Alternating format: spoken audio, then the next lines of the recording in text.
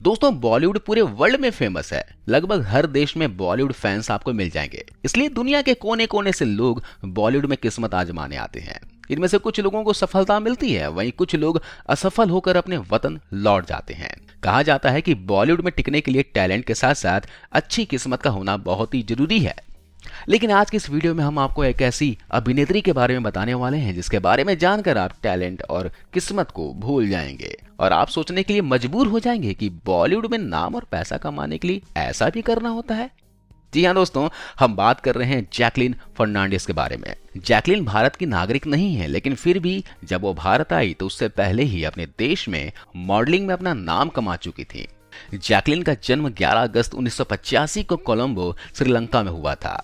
Jacqueline की मां एक मलेशियन थी और पिता श्रीलंकन थे। जैकलीन के परदादा भारत के गोवा से बिलोंग करते थे, जो बाद में भारत छोड़कर श्रीलंका में बस गए थे। जैकलीन के पिता एक गायक थे तो माता एक एयर हॉस्टेज थी। जैकलीन के पिता जैकलीन के जन्म से पहले ही बहरीन देश में जाकर बस गए थे, जो पूरी तरह मुस्लिम कंट्री है। वहीं पर उन्होंने शादी की और 4 बच्चे भी पैदा किए। जैकलीन की एक बड़ी बहन है और 2 बड़े भाई हैं। मतलब जैकलीन अपने माता पिता की सबसे छोटी संतान है। जैकलीन की शुरुआती पढ़ाई बहरीन से ही हुई है।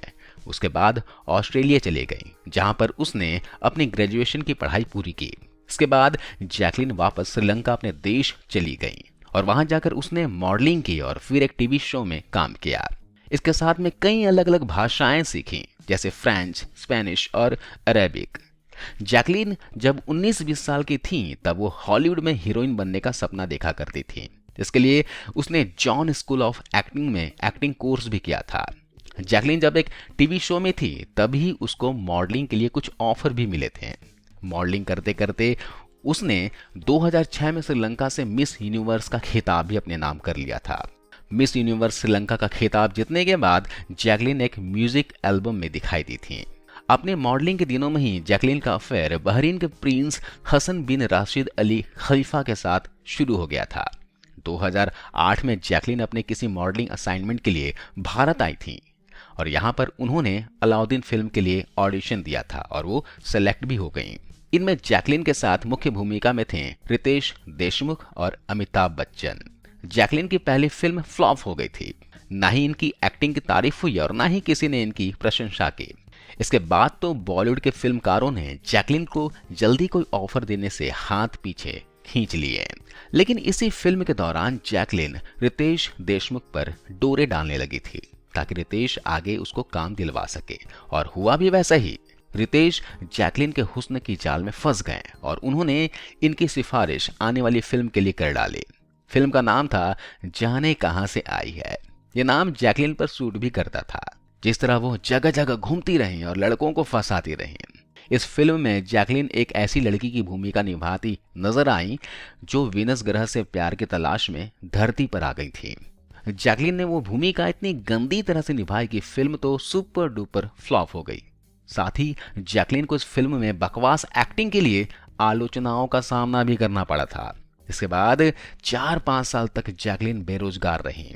इसके बाद साजिद खान से जैकलीन की मुलाकात हुई, जिसके बाद साजिद ने जैकलीन को अपनी फिल्म हाउसफुल में गाना करने का मौका दिया।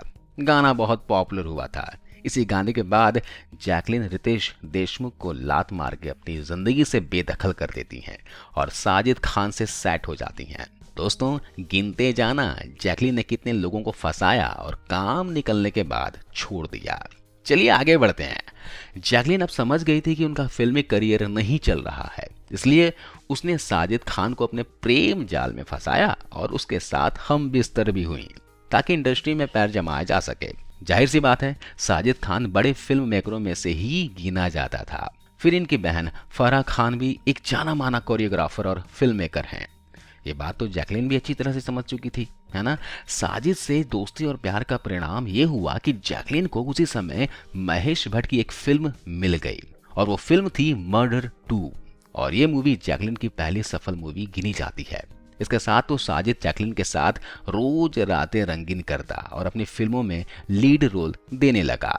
साजिद की हाउसफुल 2 में जैकलीन मुख्य भूमिका में थी, क्योंकि इसमें बॉलीवुड के नामी हीरो थे और जिस वजह से वो फिल्म एक सफल मूवी बनी। इसलिए जैकलिन की 2 फिल्में सफल हो चुकी थी। लेकिन दोनों फिल्मों में ना तो जैकलिन की एक्टिंग की कोई तारीफ हुई और ना ही जैकलिन के होने से किसी को कोई फर्क पड़ा। फिल्म के लोगों ने तो यहाँ तक कह दिया था कि छोटे ग्लैमरस रोल में भी जैकलिन कुछ नहीं कर पा रही हैं, तो ये एक्टिंग में कुछ भी नहीं कर पाएंगे। लेकिन 2 हिट फिल्म इनके खाते में ऐड हो गई थी और ये सच्चाई थी। साजिद अब जैकलिन से शादी करना चाहता था क्योंकि जैकलिन अब सफल फिल्मों का हिस्सा रह चुकी थी। लेकिन जैकलिन की शर्त थी कि जब तक वो बॉलीवुड इंडस्ट्री में टॉप की एक्ट्रेस नहीं बन जाएगी तब तक वो साजिद तो क्या दुनिया के किसी भी आदमी से शादी नहीं करेंगे। लेकिन हाँ, वो दोस्ती और प्यार की आड़ में शारीरिक संबंध जरूर बना सकती हैं। इसके बाद साजिद ने अपने दोस्त अब्बास मस्तान से अपनी आने वाली फिल्म में जैकलिन को कास्ट करने के लिए कहा। दोस्ती के नाते अब्बास मस्तान ने जैकलिन को रेस मूवी का हिस्सा बना लिया। किस्मत से ये फिल्म भी हिट हो जाती है। लेकिन अब जैकलिन समझ गई कि अगर साजिद खान से शादी करती है तो फिल्में भी मिलना बंद हो सकती हैं और साजिद खान को कोई दूसरी लड़की भाग गई तो वो इसे साइड करना शुरू कर देगा। इसलिए रेस मूवी हिट होने के बाद जैकलिन साजिद को ही साइड करने लगी। एक तरफ तो वो साजिद को साइड करती जा रही थी तो दूसरी तरफ वो मशहूर फिल्म मेकर साजिद नाडियावाला पर डोरे डालने लगी, क्योंकि जैकलिन जानती थी कि साजिद नाडियावाला भी एक बड़ा फिल्म मेकर है और हिट फिल्में देने के लिए जाना जाता है।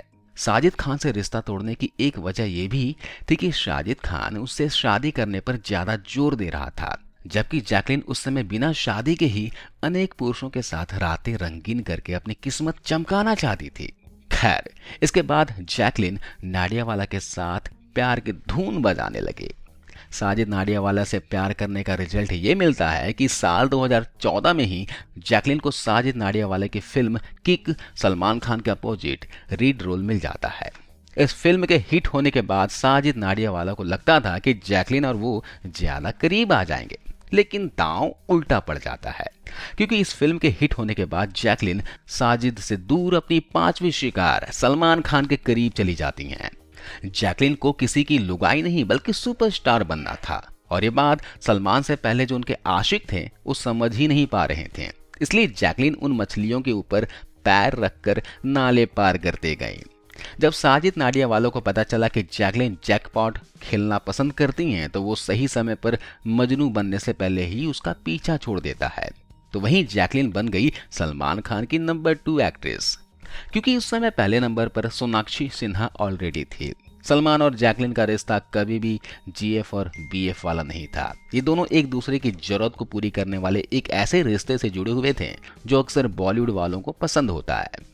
जैकलिन का किसी भी आदमी के करीब जाने का सीधा फंडा यही होता था कि उसे केवल पैसा और फिल्में चाहिए। उसे ना तो किसी से शादी करनी है, ना ही घर बसाना है और ना ही उसे लव इज ब्लाइंड वाले प्यार के गेम में पड़ना है। चलिए मैं आगे बताता हूँ।